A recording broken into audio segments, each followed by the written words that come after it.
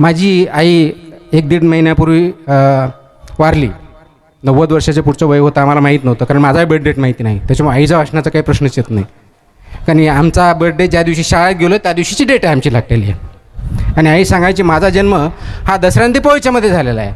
आता जूनमध्ये दसरा दिपावळी तर असू शकत नाही, पण रेकॉर्डला माझी मात्र डेट जूनची आहे. त्याच्यामुळे आईचं काही माहीत नव्हतं. आणि आईचा का त्यांनी जे काय आम्ही आहोत, मी माझे दोन्ही बंधू, आमचं कुटुंब आईवडिलांमुळे आहोत, त्यांच्या संस्कारामुळे आहे, त्यांच्या भविष्य बघण्याच्या दृष्टिकोन फोरसाइटेडमुळे आहोत.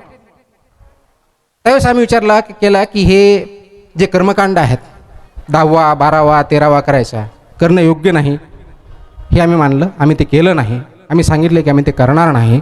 त्याचं कारण एवढंच होतं की जिवंत असताना आपल्या आईची सेवा करा, तिथं मान द्या.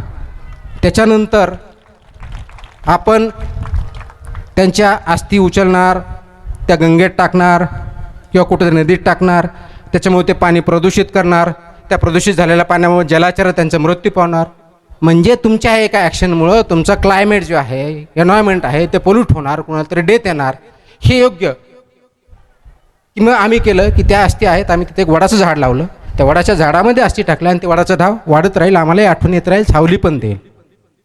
म्हणजे आजच्या डेटला क्लायमेटच्या बाबतीत आपण जे बोलतो की एवढी हीट वाढली, पाऊस व्यवस्थित येत नाही, याची ॲक्शन सोपी आहे. प्रत्येकाने एका माणसाच्या पाठीमागे एक झाड जर मोठं लावलं तर एका वर्षात 150 कोटी झाडं होतील आपले.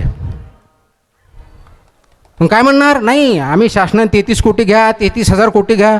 शासन याच्यामध्ये समाज आहे, तुम्हाला आणि मला गरज आहे. स्वतः फक्त आपल्या कुटुंबात 5 माणसं आहेत, 5 झाडं दरवर्षी लावायची, बाकी काहीच करायचं नाही. कुठं लावायची, घरासमोर लावा, अंगणात लावा, शेतावर लावा, रोडच्या बाजूला लावा, भरपूर जागा, काही प्रॉब्लेम नाही. घाटाच्या बाजूला लावा, हे घाट आहेत, कधी काळी इथं झाडं होती, विचारा आपल्या पूर्वजांना. आता काय विचार करा. त्यावेळेस कदाचित उन्हाळ्यामध्ये त्या झाडाखाली लोक झोपत असतील, बघत असतील, पाणी पित असतील. आज तुम्ही झोपू शकता का इथं?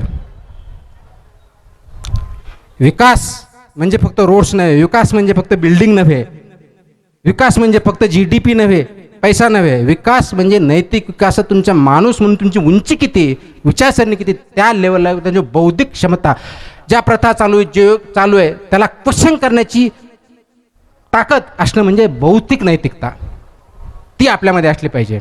आणि दुसरी कृतीची नैतिकता, कृती त्याच्यावरती करता आली पाहिजे. हे जर आपण करू शकलो तर निश्चितच आपल्याला आपला समाज पुढे जायला दिसेल.